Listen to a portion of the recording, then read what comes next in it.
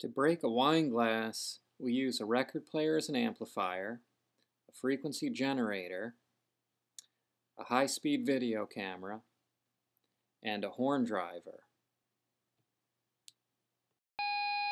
We match the frequency to the resonant frequency of the glass. You can see the rim of the glass shaking as it resonates at the frequency of the horn driver. All we need to do now is turn up the amplitude.